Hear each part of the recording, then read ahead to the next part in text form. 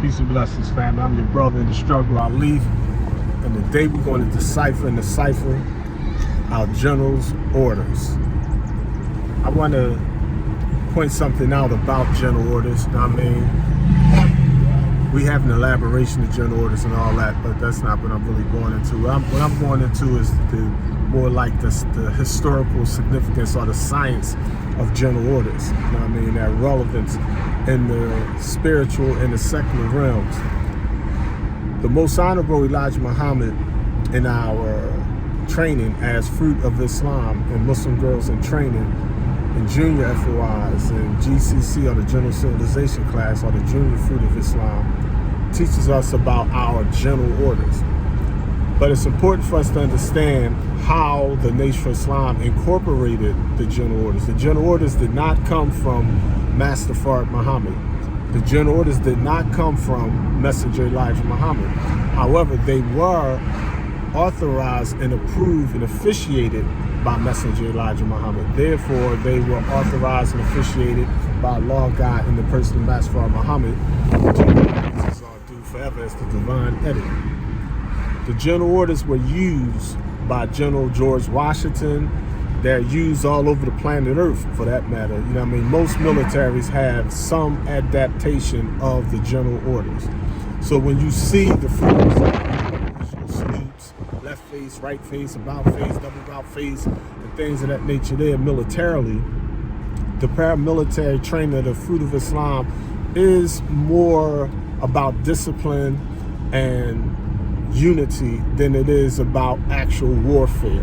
Now, I mean, we don't go on the offense, we go on the defense, meaning that a Muslim is never the aggressor. We do not believe in fighting in the devil's wars. Now, I mean, we do not believe in taking any form of life for the sake of just taking life. We don't fight over oil, I mean, and things of that nature there. Now, I mean, we fight for principle. We fight for freedom, justice, and equality.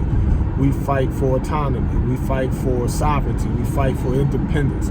We fight for common sense, human rights, dignity in the light of the sun. As all other living creatures on the planet Earth have that inalienable right, that universal right, that natural right. You know what I mean? So when you hear about our general orders, you have to be mindful, like our general orders talk about the temple. Now, I mean, like our thing is like, you know, to take charge of this post and all temple property in view. We talk about temple property.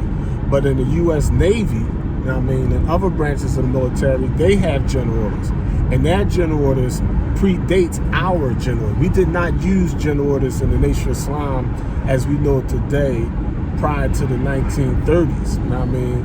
However, George Washington had general orders in the 1700s. You know what I mean? There are military soldiers that had general orders 100 years ago, 300 years ago, 500 years ago, 1,000 years ago. You know what I mean? Hannibal used general orders. You know what I mean? So black, brown, yellow, red, and white soldiers has used general orders and other military tactics and trainings and flanks, different types of salutations. You know what I mean? They salute government property. You know what I mean? We don't salute government property. You know what I mean? We don't salute or pledge allegiance to the red, white, and blue standard bearer of the American flag. We bear witness and salute the universal flag of Islam.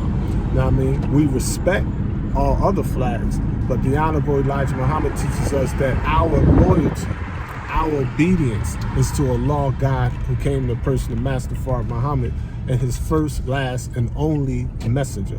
And we have no problem with obeying any other exterior authority as long as it does not conflict with our spiritual and scientific principles. You know what I mean? What the First Amendment would define as our First Amendment rights. You know what I mean? So the church and state are separate in the United States. So Congress shall make no laws regarding the establishment of spirituality, or what they call religion, in organized terms. You know what I mean? And the Honorable Elijah Muhammad teachings guides us. And remember, it is only the messenger's message that will guide us through this age of mess. Study those general orders. Salam Allah.